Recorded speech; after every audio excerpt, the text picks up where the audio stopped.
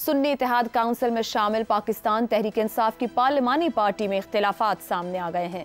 ज़राए के मुताबिक शहरयार आफरीदी के इस्तीफे से मुताल्लिक बयान के बाद 27 से ज्यादा मेंबरान ने इस्तीफों पर मुशावरत की, जबकि शानदाना गुलजार और शेर अफजल मरवत समेत मुताद्दिद मेंबरान ने पार्टी क़यादत की नाअहली पर एहतजाज भी किया। इस ग्रुप ने इख्तिलाफात की वजह से पार्लिमानी पार्टी इजलासों में शिरकत से भी माजरत की और शिकवा किया कि सेनेट और कौमी असम्बली में सीनियर क़यादत कमेटियों के लिए कॉम्प्रोमाइज्ड है। अरकान का मौक़िफ़ है कि बानी PTI और रहनुमाओं की रिहाई की बजाय क़यादत ओहदों के लिए कोशा है। इस ग्रुप ने पार्टी चेयरमैन बैरिस्टर गौहर और जनरल सेक्रेटरी उमर अयूब खान को संजीदा कोशिश करने का पैगाम भी भिजवाया है।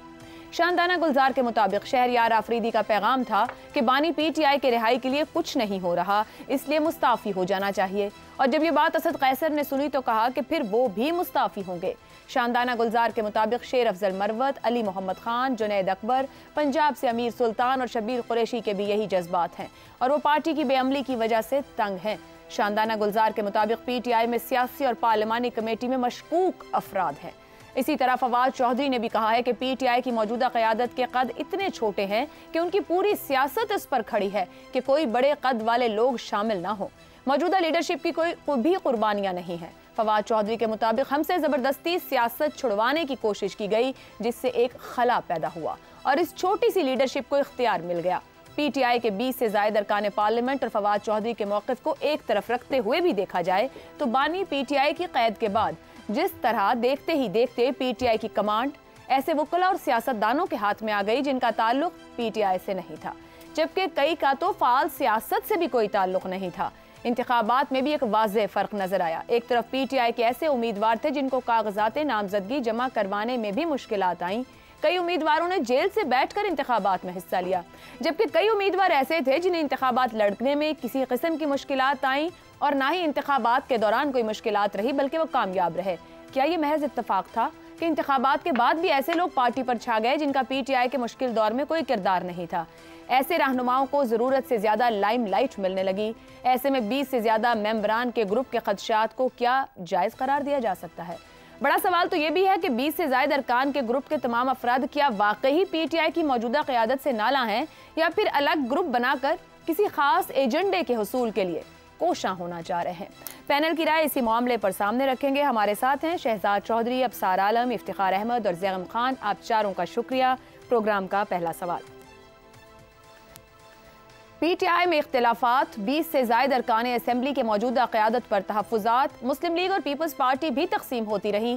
क्या जेल में कैद बानी PTI पार्टी को तकसीम से बचा पाएंगे? अबसार साहब, ये जो बयानात आ रहे हैं, खुद क़यादत के अंदर से एक दूसरे पर एतराज़ और नीयत पर शक का इजहार हो रहा है। माजी में हम बात करते रहे कि तकसीम सूट करती है बानी PTI को, वो और तरह की तकसीम थी, ये जमात की अब तकसीम है। बानी PTI बचा लेंगे इसे? देखिए, पाकिस्तान में जो सियासी जमातें हैं वो स्ट्रक्चरल तो हैं नहीं और ना ही किसी तरीके से चलती हैं, सियासी शख्सियात पे चलती हैं। और PTI ज़ाहिर खान साहब चला रहे हैं, तो जिसको वो चलाना चाहेंगे उसी को चलाएंगे, जिस घोड़े पे हाथ रखेंगे वही रेस जीतेगा। ये बात आप तय समझें। ये जो लोगों का ख्याल है कि हम इस्तीफ़े दे देंगे, हम अलहदा ग्रुप बना लेंगे, कुछ भी नहीं होना। खान साहब बाहर नहीं आते तो ये पार्टी ऐसे ही चलेगी, इख्तिलाफात होते रहेंगे, हो सकता है कोई रिज़ाइन भी कर दें, उससे कोई फ़र्क ख़ास पार्टी को पड़ेगा नहीं। ये एक ताल्लुक़ है वोटर के दरमियान और खान साहब के दरमियान। उन्हीं को वोट पड़े हैं, लोगों को वोट नहीं पड़े। और इसका सबूत इस इलेक्शन से, ये जो मौजूदा इलेक्शन जो हुए हैं अभी 2024 में, इससे बेहतर इसका सबूत नहीं आ सकता कि ना कोई इंतखाबी निशान, ना कोई उम्मीदवार का नाम, और फिर भी लोग कामयाब हुए। क्यों? एक शख्स की वजह से। तो ये सबको पता है। ये जो कुछ टोपी ड्रामा हो रहा है पार्टी के अंदर इस वक्त मौजूदा लीडरशिप में, ये लीडरशिप नहीं है, ये सेकेंड ईयर लीडरशिप है और ये स्टॉप गैप अरेंजमेंट है जब तक के खान साहब अंदर हैं। उसमें कुछ दिन पहले हमने देखा शेर अफजल मरवत जो हैं वो बहुत बड़े हीरो बन चुके थे और कहा जा रहा था वो मुतबादिल है खान साहब का। मतलब ये मज़ाहिया बातें मुझे तब भी लगती थी, अब तो खैर वक्त ने साबित कर दिया कि मज़ाहिया बात ही निकली ना। शेर अफजल मरवत कैसे हो सकता है खान साहब का मुतबादिल? फिर ये अभी आपने फवाद चौधरी का जिक्र किया। फवाद चौधरी निकल गए, प्रेस कॉन्फ्रेंस कर दी, फिर वो इंटरव्यूज वगैरह भी दिए टीवी फवाद चैनल्स चौधरी पे। साहब पर एक सवाल आपसे, आपने स्टॉप गैप अरेंजमेंट की भी बात की और जिस घोड़े पर हाथ रखेंगे वही होगा। फवाद चौधरी साहब ने अपने इंटरव्यू में कहा कि मेरी खान साहब से बात हुई और उन्होंने मुझे पैगाम दिया कि अभी ठहर जाएं, कुछ लोग आपकी वजह से अदम तहफ़्फ़ुज़ का शिकार हो रहे हैं। आपके ख्याल में खान साहब इस स्टॉप गैप अरेंजमेंट को कल को आराम से माइनस करके और वो जो सीनियर लोग आज नाराज हो रहे हैं उनको आराम से वापस ले आएंगे, या वो नाराज लोग अब दोबारा वापसी मुमकिन ना होगी अगर वो चले गए तो? ऐसे करके वो कर लेंगे अगर जब वो करना चाहेंगे। नहीं होते नाराज़ लोगों की वापसी ना हो और आ जाएंगे, बहुत लोग हैं इस मुल्क में। और फवाद चौधरी के बारे में आपने देखा नहीं, शिबली फराज ने आज ही कहा है कि वो घोड़ा है। अब ये देखें, ये कितनी बड़ी बड़ी बातें एक दूसरे के बारे में कर रहे हैं। लेकिन अगर खान साहब ने सबको कहा कि इकट्ठे बैठे हो, इकट्ठे चलो, तो चलेंगे। पहले भी चलते रहे हैं, आपने देखा नहीं, दोनों काबीना में थे, फवाद चौधरी भी काबीना में थे, शिबली फराज भी काबीना में थे, हालांकि आपस में बहुत इख्तलाफात हैं और बहुत सारे लोग हैं। तो ये जो जिस हालात में से, जिस मुश्किल में से पार्टी गुजर रही है, इसमें से जो बच के निकलेगा उनको रिवॉर्ड तो मिलेगा, इसमें कोई शक नहीं है। लेकिन एक बात आपने जो शुरू में की, मैं उस पर ज़रा तबसरा करना चाहता हूँ कि हर सियासी जमात में चूरी खाने वाले तोते और होते हैं और खून देने वाले मजनू और होते हैं। ये हर सियासी जमात में होता है, इसमें भी कोई एक्सेप्शन नहीं है। पीटीआई में कोई एक्सेप्शन नहीं है दूसरी सियासी जमातों से। जो दूसरी सियासी जमातों में गंद है, जितनी बुराइयां दूसरी सियासी जमातों में हैं, पीटीआई में भी वही हैं। फ़र्क सिर्फ ये है कि इनका प्रोपेगेंडा नेटवर्क इतना बेहतरीन है और इतना ज़्यादा काम करता है कि मैं तो हैरान हूँ। मैं मशवरा दूंगा ट्रंप को, जो अगला इलेक्शन लड़ने जा रहे हैं अमेरिका में, कि वो पीटीआई के बंदे अपने साथ रखें प्रोपेगेंडा करने के लिए। झूठ को सच और सच को झूठ बना देंगे। जो अमेरिका में कामयाब हो गए पाकिस्तान के खिलाफ प्रोपेगेंडा कर करके, आप सोचें कि उनमें कितनी ताकत होगी प्रोपेगेंडा की। तो ये कोई मसला नहीं है, जब प्रोपेगेंडा से हर चीज़ चलनी है फिर कोई मसला नहीं है।